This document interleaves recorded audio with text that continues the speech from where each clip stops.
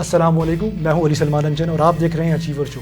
जैसा कि आपको पता है, मैं आपको मिलवाता हूं ऐसे अचीवर से अपने शो में जिनकी इनक्रेडिबल स्टोरीज़ हैं। आज के हमारे अचीवर हमारे साथ स्टूडियो मौजूद हैं, मगर उनसे मिलने से पहले मैं चाहूँगा आप उनका एक पैकेज देखें। पाकिस्तान की खुशबू भी क्या चीज है, जब इसकी याद, इसमें बसे लोगों की बातें, इसके गली मोहल्ले में गुजरे दिन। जब पाकिस्तान से बाहर रहने वाले हम वतन को बेचैन कर दें तो इसके लिए वक्त गुजारना मुश्किल हो जाता है। चाहे वो पाकिस्तान से बाहर कितना ही अच्छे तर्ज जिंदगी गुजार रहा हो, कितना ही अमीर हो, वो जल्द अज जल्द करीब से इस खुशबू को महसूस करना चाहता है। ये तजुर्बा जिसके साथ नहीं हुआ, यकीनन वो इस पर हैरत का इजहार करेंगे। लेकिन हम एक ऐसे पाकिस्तानी की बात कर रहे हैं जिसने बैरून मुल्क एक अच्छा करियर, अच्छी तनख्वाह और वो बहुत कुछ को खैराबाद कह दिया जिसकी कोई भी तमन्ना करे। अहमद शब्बीर एक साइंसदान, एक इंजीनियर। इन्होंने रीड कॉलेज से फिजिक्स और यूनिवर्सिटी ऑफ नॉर्थ टेक्सास से मैकेनिकल एंड इंजीनियरिंग की डिग्री हासिल की और रीड रिसर्च रिएक्टर पर काम कर रहे थे, जहां इन्होंने नासा स्पेस ग्रैंड कंसोर्टियम से टॉप प्राइज जीता। हालांकि वेस्ट मैनेजमेंट और माहौलियाती मसाइल पर काम उनकी जिम्मेदारी में शामिल नहीं था, लेकिन उन्होंने इस काम का भी तजुर्बा हासिल किया। न्यूक्लियर रिएक्टर पर काम करते हुए उन्हें जौहरी फुजला के साथ काम करना पड़ा था और नासा प्रोजेक्ट को बगैर किसी हरकत पजीर हिस्सों के एक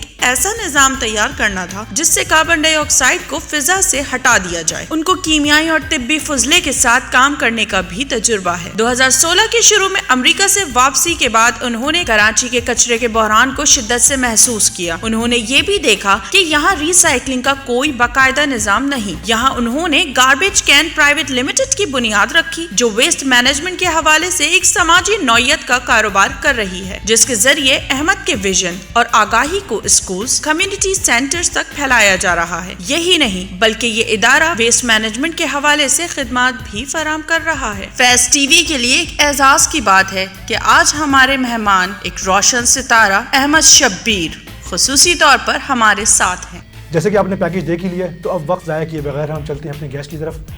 शब्बर साहब हमारे साथ स्टूडियो मौजूद हैं। अस्सलाम वालेकुम शब्बर साहब। वालेकुम आसिम साहब, कैसे हैं आप? पहली बात तो बहुत बहुत शुक्रिया कि आपने अपना कीमती वक्त निकाला और हमारे पास हमारे स्टूडियो में मौजूद है। हमारे थैंक यू वेरी मच, आपने बुलाया है। जो कहते हैं इस लाइक समझा कि हम आपके शो पे हैं। आप बिल्कुल लाइक हैं। अच्छा, मुझे बताएं, शो हम स्टार्ट करते हैं कि जो आपका जो प्रोजेक्ट है जी जी गार्बेज कैन, बेसिकली ये क्या है? थोड़ा सा डिस्क्राइब करें मेरी ऑडियंस के लिए। जी ज़रूर। गार्बेज कैन एक सस्टेनेबल वेस्ट मैनेजमेंट कंपनी है जिसके 3 मेन मकासद हैं।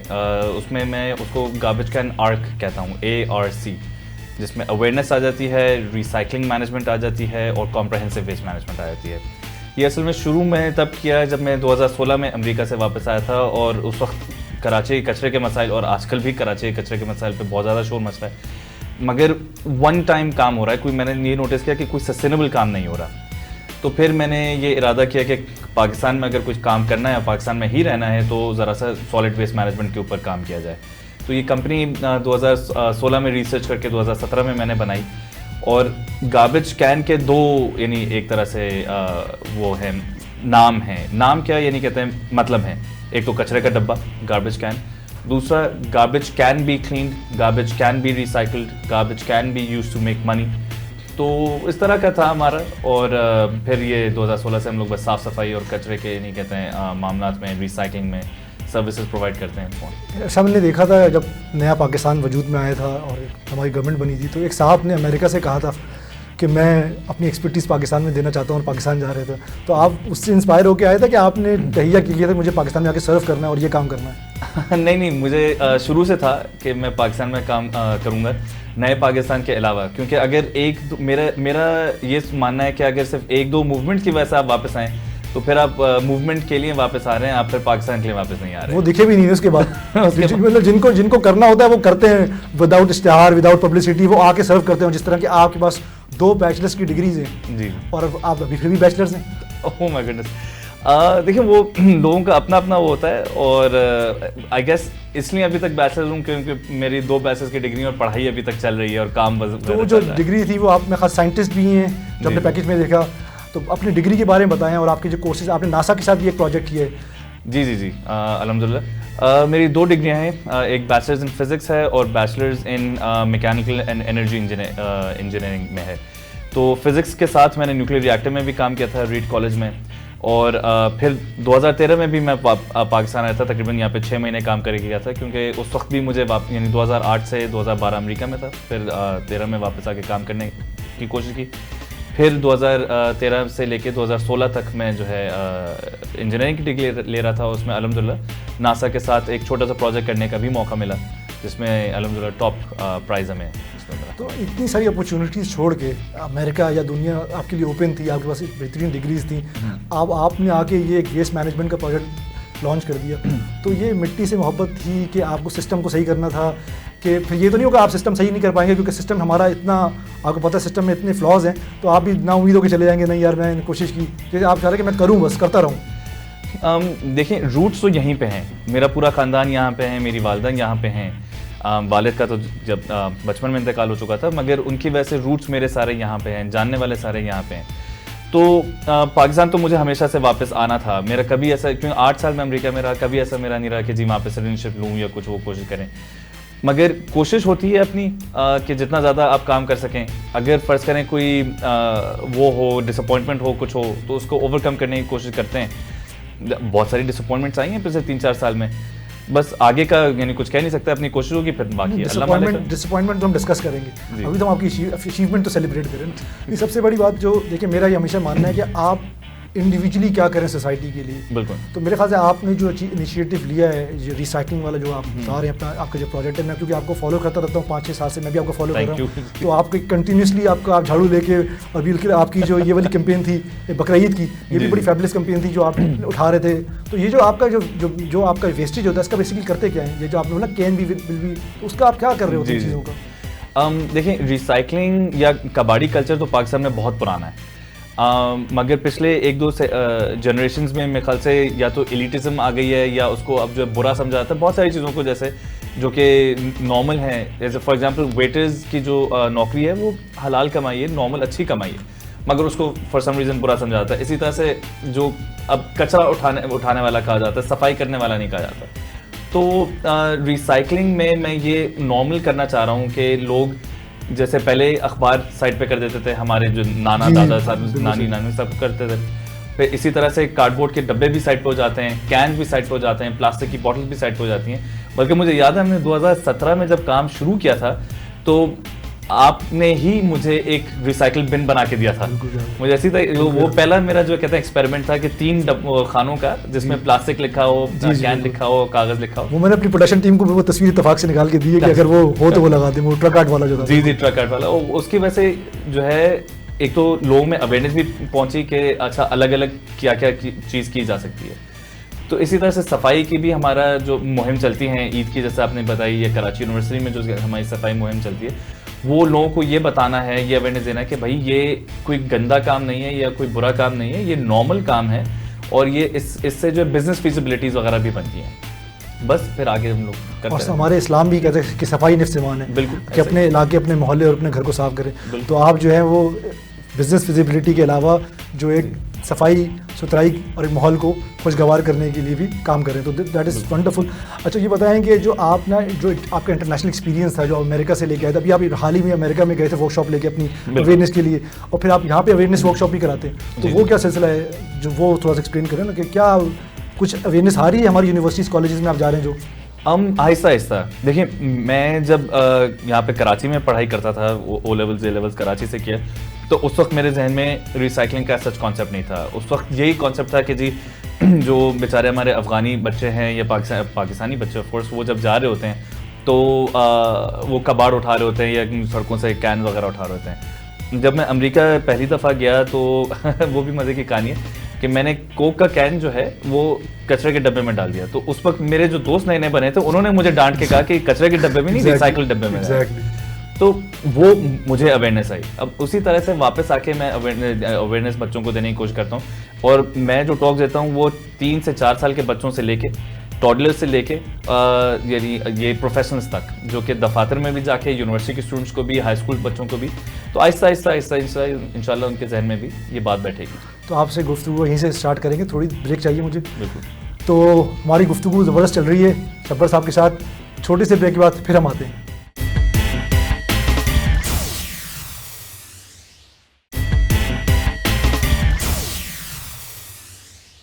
Welcome back. हमारी गुफ्तगू बेहतरीन चल रही थी शब्बर भाई के साथ। तो शब्बर भाई, अब आप मुझे बताएं कि जो आपका गार्बेज कैन है, इसके गोल इन फ्यूचर क्या है? ओके, ये ज़रा सा लोडेड सवाल है। देखें, गार्बेज कैन का गोल ये है, विजन जो हमारा है वो ये है कि रिसाइकलिंग और कबाड़ी कल्चर नॉर्मल बने। क्योंकि जो हमारे जो नया हम लोग फॉर एग्जांपल नया प्लास्टिक इस्तेमाल करते हैं या नया कागज़ इस्तेमाल करते हैं, इसका मतलब है कि हम दरख्त काट रहे हैं, माहौलियात को तबाह कर रहे हैं। अगर उसी चीज़ को हम लोग दोबारा इस्तेमाल करें या रिसाइकिल करें तो कम हमें ऑयल निकालना पड़ेगा, कम हमें दरख्त काटने पड़ेंगे एंड यू नो रिसोर्सेज हमारी ज़्यादा हमारे पास अवेलेबल होंगी। गोल एक ये है कि हम लोग इंशाल्लाह कराची वाइड, फिर सिंध वाइड, फिर पाकिस्तान वाइड भी अपनी कंपनी को बढ़ाएं, अपनी साफ़ सफाई की मुहिम को आगे बढ़ाएं। अब देखें, मगर पाकिस्तान में ऑफ कोर्स कचरे के साथ काम करना ज़रा सा मुश्किल है, क्योंकि इसमें वो सोशल पॉलिटिकल इश्यूज़ भी आ जाते हैं, इकोनॉमिक इश्यूज़ भी आ जाते हैं। मगर जो ख़ास तौर पे जिस चीज़ पे मैं बात करना चाहता हूँ वो ये है कि जी चाइल्ड लेबर का ताल्लुक भी इसमें आता है। आप बच्चे देखते हैं, हमारी इंडस्ट्री को इधर से निकलना है, यहाँ से हटना है। फिर दूसरा आपका रूरल टू अर्बन माइग्रेशन का भी इशू आ जाता है और पॉपुलेशन का भी इशू आ जाता है। जितने ज़्यादा पॉपुलेशन होती रहेगी, कचरा उतना ज़्यादा बढ़ता रहेगा। अब उसको भी और डेवलपमेंट भी साथ में अटैच है, उसको भी टैकल करने के तरीके हैं जो कि ग्लोबली जो है प्रूवन है। साथ में औरतों के मसाइल से भी कनेक्टेड है। अगर आप रिसाइकिल करती हैं ख़वातीन घर पे, जैसे अगर प्लास्टिक की बोतलें आगे बेच देती हैं तो उनके पास कुछ एक्स्ट्रा आमदनी आ जाती है जिससे वो घर चला सकती हैं। ठीक है, तो ये बहुत सारे इश्यूज सिर्फ कचरे से कनेक्टेड हैं। इस पर इकोनॉमिकली भी बंदे को फ़ायदा हो रहा है। बिल्कुल इकोनॉमिकली फ़ायदा हो रहा है, जैसे मैं कहा कि एक्स्ट्रा आमदनी आपके पास आ गई, एनवायरनमेंट आपका जो और माहौलियात भी और हेल्थ वगैरह के भी। अगर आप देखें, जहाँ पे कचरा होगा वहाँ पे मच्छर मक्खियाँ होंगी और वहाँ पे आपकी जो है सेहत के इश्यूज आएंगे। मैं हमेशा ऐसे कहता हूँ कि दरख्त के मुतालिक मैं हमेशा कहता हूँ कि दरख्त से मोहब्बत कीजिए, दरख्त के पीछे मोहब्बत ना कीजिए। अगर आप दरख्त लगाएंगे तो ऑटोमेटिकली दरख्त बनेंगे। तो हम पीछे मोहब्बत पे ज़्यादा जोर दे रहे हैं, दरख्त पे लगाने पे कम जोर दे रहे हैं। मैं कहूँगा कि दोनों कर लें। आप दरख्त से मोहब्बत करेंगे तो दरख्त के पीछे भी मोहब्बत कर सकेंगे। अच्छा, तो इस वाली बात, आपके प्रोजेक्ट के मतलब सिर्फ ये कचरा उठाने वाला ही प्रोजेक्ट नहीं है, रिसाइकलिंग वाला प्रोजेक्ट नहीं है, इसके इकोनॉमिक्स से बड़े ताल्लुकात हैं। घर के अंदर ख़वातीन का भी रोज़गार है, बच्चों को आप बता रहे हैं कि सोशल इश्यूज बहुत सारे कनेक्टेड हैं इससे। और मैं ये कहना चाहूँगा कि अगर लोग सुन रहे हैं कि कचरे के मसले को हमें पॉलिटिक्स से साइड पे करना पड़ेगा ज़रा सा, क्योंकि कचरा और एक गंभीर इशू भी है ना आजकल, क्योंकि कराची में कचरा आजकल कचरे पे पॉलिटिक्स हो रही है। Exactly. और बारिशों में तो बिल्कुल ही खुल के आ गए सारे। एग्जैक्टली, क्योंकि कचरा असल में नज़र आता है, तो इस वजह से जो लोग उसको इस्तेमाल करने की कोशिश करते हैं। तो हमें ये करना चाहिए कि हम लोग डिमांड ये करें, जो सॉरी ज़रा सा अगर जो कहते हैं सीरियस हो रहा है, जैसे कि हम लोगों को डिमांड ये करनी चाहिए कि कचरे पे पॉलिटिक्स ना की जाए, क्योंकि कचरा इस तरह की चीज़ है जो कि हर किसी को, छोटा बड़ा, कोई भी जो है कहते हैं मसला हो, कोई भी एथनिसिटी हो, हर किसी को। अच्छा, आपके इस एक्सपीरियंस से, इंटरनेशनली और नेशनली एक्सपीरियंस से और आपके इस प्रोजेक्ट से आज तक किसी हुकूमती सतह पे या फेडरल में या प्रोविजन में किसी ने आपको हेल्प आउट या आपकी एक्सपर्टीज देने की कोशिश की कि आप ऑलरेडी काम कर रहे हैं और अभी से नहीं कर रहे, शुरू से काम कर रहे हैं, तो कोई भी आपको किसी ने बुलाया कि यार हमारी हेल्प कर दो या इसमें कुछ? बिल्कुल नहीं, देखें दोनों तरीके से हुआ है। शुरू में जब हम लोग जाते थे तो ऑफ कोर्स नया काम शुरू किया था तो लोगों को पता नहीं था कि एक्सपर्टीज़ है या नहीं है। But in recent times, last year for example, Ali Zaidi साहब से भी मुलाकात हुई थी, आलमगीर खान साहब के पास भी जाके मैं बैठा था, उनको भी मैंने समझाया था। फिर समझ में आ गई थी उनको? वो और बात है। आपको फिर अगर देखें अगर समझ में आ रही होती बातें तो सस्टेनेबल एक सिस्टम बन चुका होता, मगर मुझे लग रहा है कि अब आहिस्ता आहिस्ता लोगों को समझ में आ रही हैं। फिर ऐसे मुर्तज़ा वहाब साहब के पास भी मैं गया था, उन्होंने कराची यूनिवर्सिटी के लिए 50-60 डस्टबिन भी जो कहते हैं, फिर उन्होंने कहा कि हमारे थ्रू वो डोनेट करना चाहेंगे। फिर जबरान नासिर साहब के पास भी जो उनके साथ मिलकर हमने ये मुहिम चलाई थी, वीज़ा से ईद पे साफ़ सफाई करवाई थी। देखिए, मैं ये कोशिश करता हूँ कि across the board, even MQM के साथ और जो कहते हैं उन्होंने भी हमारी मदद की है साफ़ सफाई करवाने में। मुझे इस बात से गरज नहीं है कि कौन साफ सफाई यानी कर रहा है, कौन हेल्प कर रहा है। मुझे इस बात से गरज है कि काम होना चाहिए।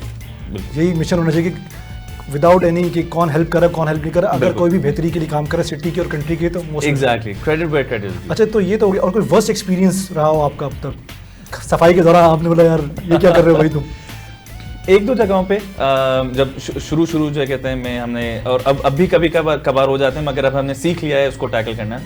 तो मैं इंस्टीट्यूशन का नाम तो नहीं लूँगा, मगर वहाँ पे ये इशू था। देखें, क्योंकि हमारे यहाँ 2 सिस्टम्स चल रहे हैं, ये भी ज़रा सा लंबा से लॉन्ग है हमारे यहाँ 2, क्योंकि उस मसले के पीछे जो इशूज़ था वो मैं चाहूँगा कि लोग समझें।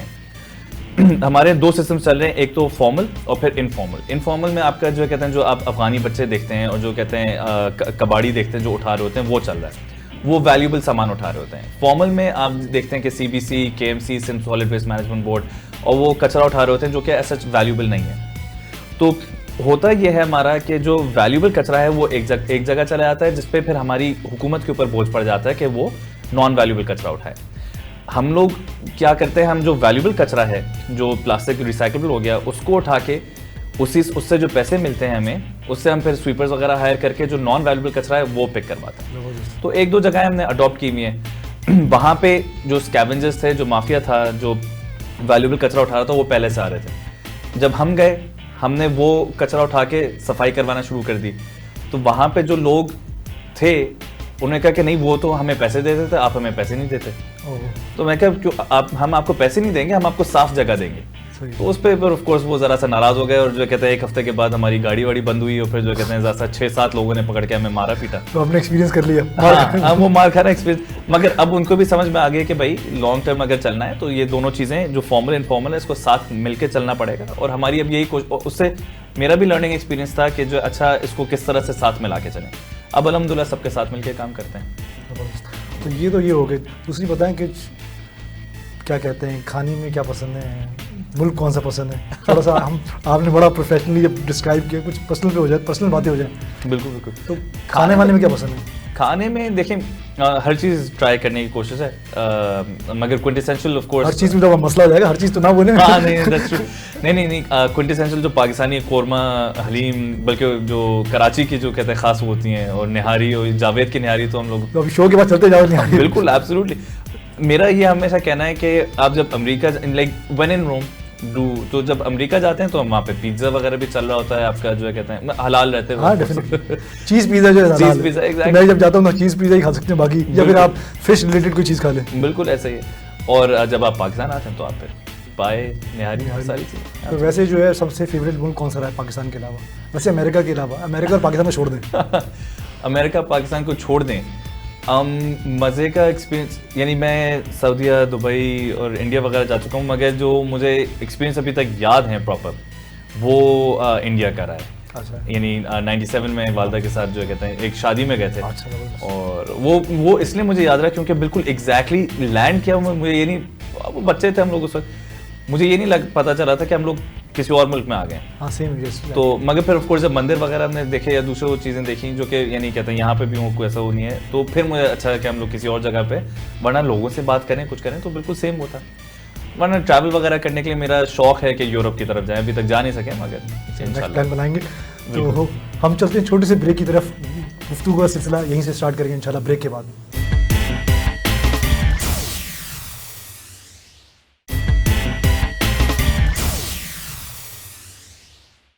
Welcome back. और हम अपना गुफ्तगू का सिलसिला दोबारा स्टार्ट करते हैं शब्बर भाई से। तो शब्बर भाई बताइए, कोई रिग्रेट, कोई पछतावा?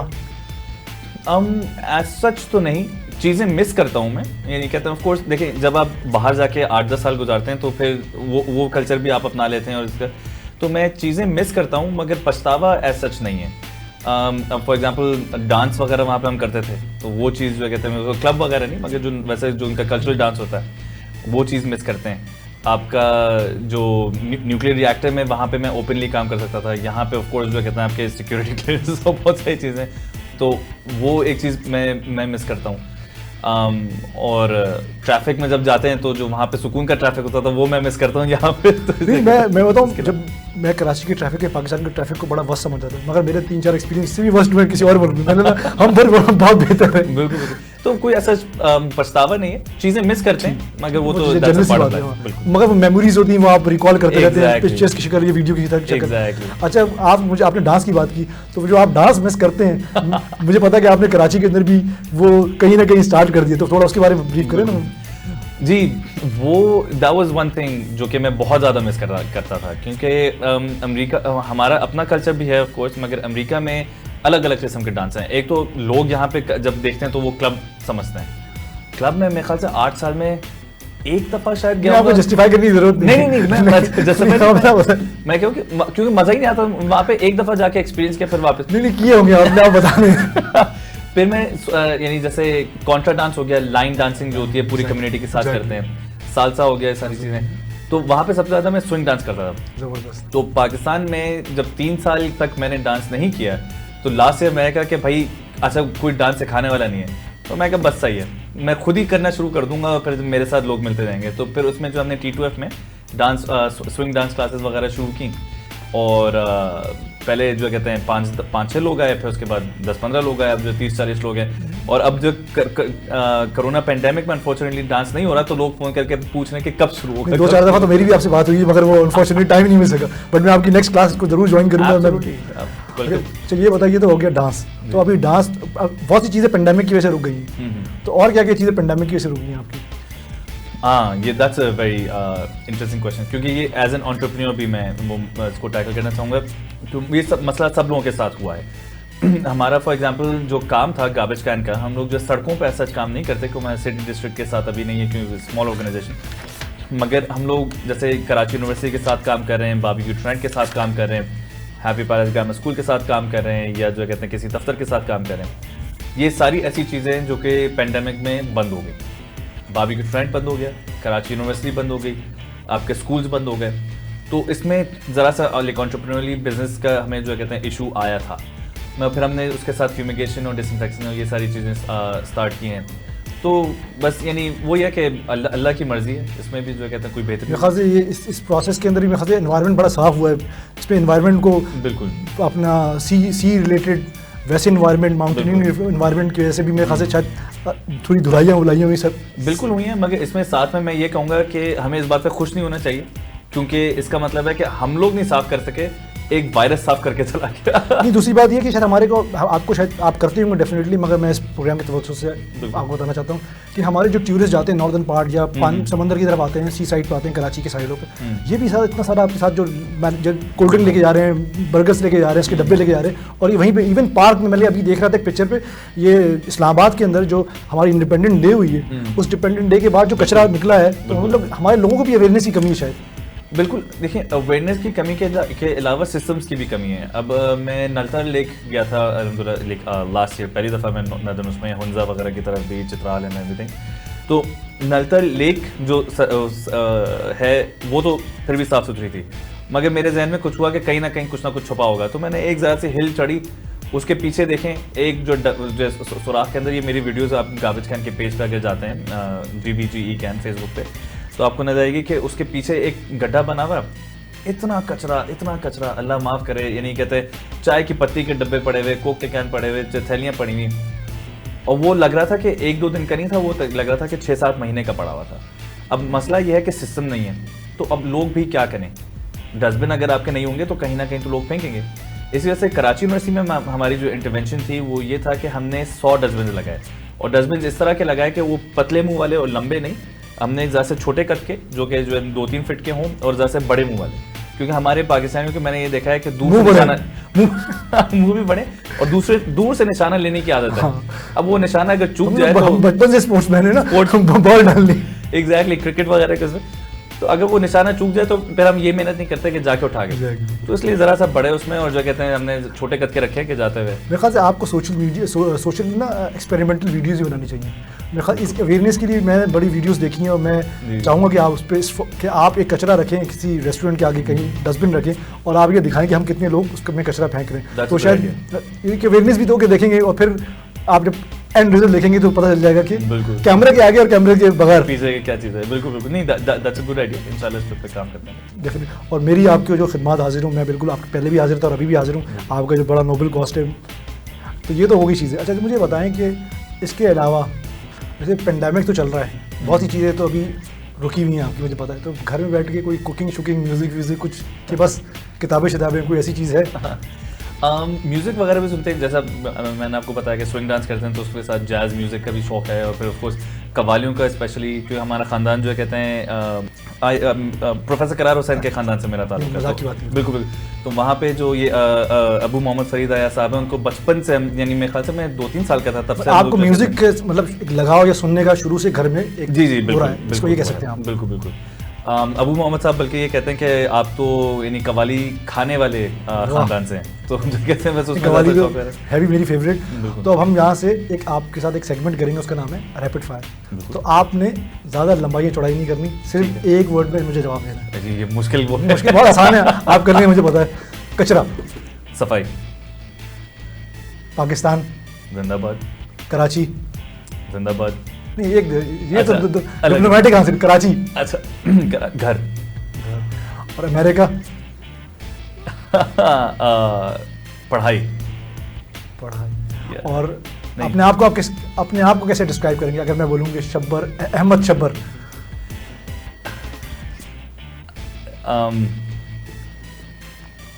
ये मुश्किल। बस आपने डिस्क्राइब करना है। अहमद शब्बर को किस तरह से? इंसान। ठीक, ये तो हो गया रैपिड फायर। अब आपकी, क्योंकि आपने माशाल्लाह से डिग्रीज भी 2 ली हुई हैं, पूरी बैचलर्स की और आप बैचलर हैं, लेकिन आपने 2 बैचलर की और आप बैचलर हैं अभी तक। तो मैं चाह रहा हूँ आपका एक छोटा सा क्विज क्वेश्चन है, 2 क्वेश्चन है बड़े आसान से। ठीक। तो मैं चाहता हूँ कि आप थोड़ा सा उसका जवाब दें। सवाल सिंपल सा है कि पेरिस के बीच में क्या आता है? आर्ट। वाह ज़बरदस्त। और आपके एनवायरनमेंट से आपका ताल्लुक है, तो ये एनवायरनमेंट का जो डे है वो किस दिन मनाया जाता है? वर्ल्ड एनवायरनमेंट डे 5 जून को होता है, और जो वर्ल्ड अर्थ डे है वो 22 अप्रैल को होता है। कौन सा वाला पूछ रहे हैं? आपने 5 जून में बताया, बिल्कुल सही बताया, ज़बरदस्त। बस ये हो गया हमारा बेहतरीन किस्म का सेशन आपके साथ। मैं चाहूँगा कि आप आखिर में जाने से पहले जी। एक छोटा सा हमें अपना मैसेज रिकॉर्ड कराएं, बताएं। तो ये आपका कैमरा है, तो आप उसके बारे में थोड़ा सा बताएं। अस्सलाम वालेकुम। मैं सिर्फ एक छोटा सा मैसेज देना चाहूँगा कि देखें, आप जहाँ भी रहते हैं उसको अपना घर समझ के रहें। कहीं भी जाएं, आपका ये दुनिया आपका घर है, क्योंकि उसके अलावा हम कहीं जाना नहीं है। तो सफाई का ख्याल रखें, क्योंकि सफाई का आप ख्याल रखेंगे तो आपको खुद भी सुकून मिलेगा, खुद भी आप चैन से रहेंगे। उसके अलावा आपके जो बराबर जो पड़ोसी हैं, ये और लोग हैं, ये जानवर हैं, ये बाकी माहौलियात है, वो भी साफ़ सुथरा रहेगा और आप लोग यानी सेहतमंद भी रहेंगे। तो बस अपने चारों तरफ माहौल का ख्याल रखें और ज़िंदगी सुख चैन से जिए। Thank you. आई होप आपको ये वाला एपिसोड पसंद आया होगा। मुझे बड़ा मज़ा आया शब्बर भाई के साथ। नेक्स्ट वीक आपको नए गेस्ट के साथ मैं फिर मिलूँगा। जब तक के लिए आप मुझे याद दीजिए। अल्लाह हाफिज़।